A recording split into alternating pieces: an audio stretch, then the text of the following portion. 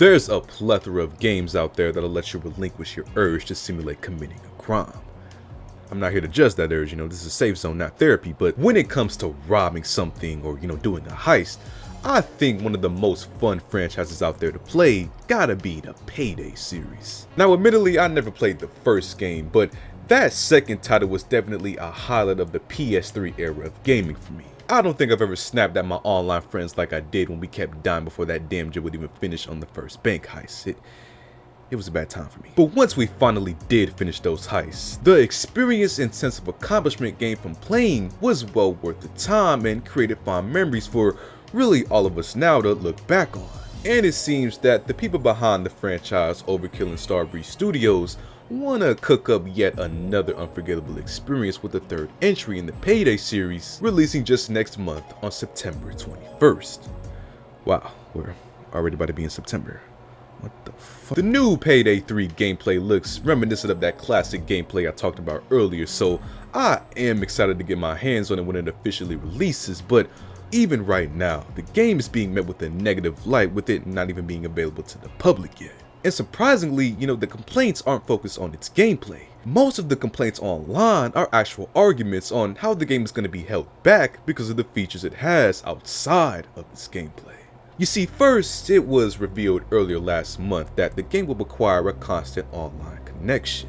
Meaning that even if you wanted to play solo dolo on some John Wick shit, you would still need those Wi-Fi bars popping up at the bottom right of your Windows taskbar. If you want to know exactly why Payday 3 and almost every game is deciding to make this a requirement, I've talked about it not that long ago in the video that you should feel free to check out, and while you're there you might as well check out the whole playlist since they're all bangers. But this news obviously upset a lot of players, since even though most people have an internet connection nowadays, being forced to have one even if you don't play with others is a little OD. Especially if you deal with problems like connection issues, or if you play on the go with something like a Steam Deck. So the always needing internet feature is only one of the main issues people already have with the game, but fans just found another problem to add to the list, since it was revealed just a few days ago that Payday 3 is also going to come with a third-party DRM service named Nuvo.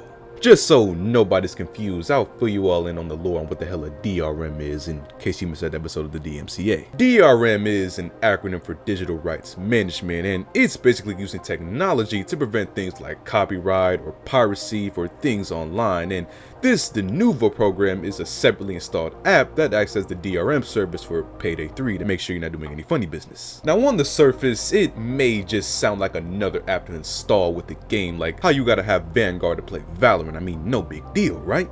Well, the reason players are hating the idea of using the Nuvo in particular is because the app has had a track record of constantly using system resources while playing, which could eat into your hardware's performance, causing things like lag, slowdowns, and possibly even privacy risk from it having access to your sensitive data.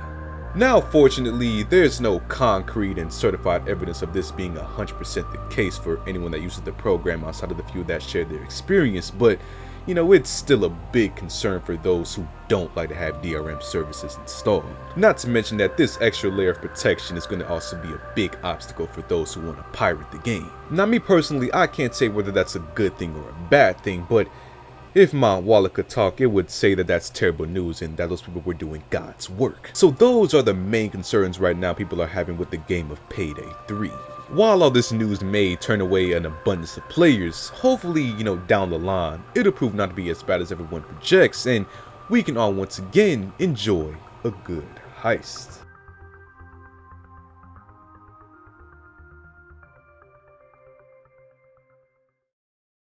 So what do you guys think about Payday 3 and this news, man? Feel free to comment down below, and as always, leave a like on the video, subscribe, check out the Patreon if you're interested, and I'll see y'all in the next one.